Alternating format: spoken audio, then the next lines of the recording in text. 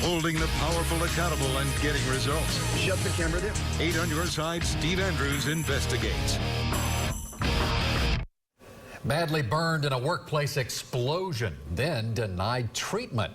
Now workers' comp decides he's ready to return to his job. In Florida, injured workers have no say about who treats their injuries or how. Insurance companies decide which doctors you see, what tests are run, and what treatment you receive. And 8 on your side, senior investigative reporter Steve Andrews tells us workers' comp decided that this badly injured man doesn't need what doctors recommend. That's the kind of control that the legislature gave the insurance industry in this state. No one in state government, not the Office of Insurance Regulation, no one is working to ensure injured workers get quality care.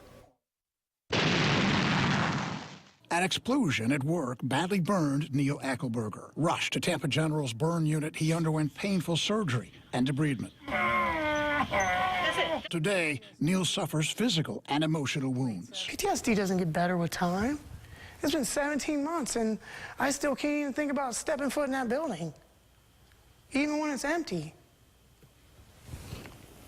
Sorry.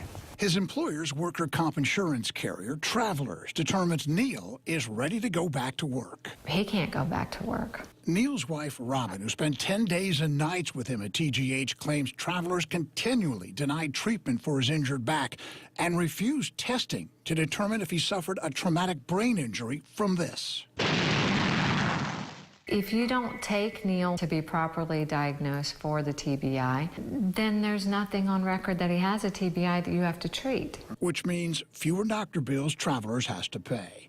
In Florida, insurance carriers choose doctors injured workers see. Travelers sent Neil to psychologist Frank Schultz. His is truly a traumatic and damaging experience. Dr. Schultz found Neil showed classic signs of TBI and PTSD. He recommended treatment. Travelers denied it and got rid of him. Neil's attorney, Michael Weiner. And the adjuster, on her own accord, and the attorney for Travelers decided we're not going to provide that. We don't care what the physician, or the psychologist in this case, who we authorize and we picked, says and what he recommends. We're just not going to provide it. Some people say he's ready to go back to work. Who in the world in their right mind would say that? That guy can barely make it to the breakfast table. Now, another doctor to which Travelers sent Neil recommended Neil be tested at TGH for a possible traumatic brain injury. It didn't happen.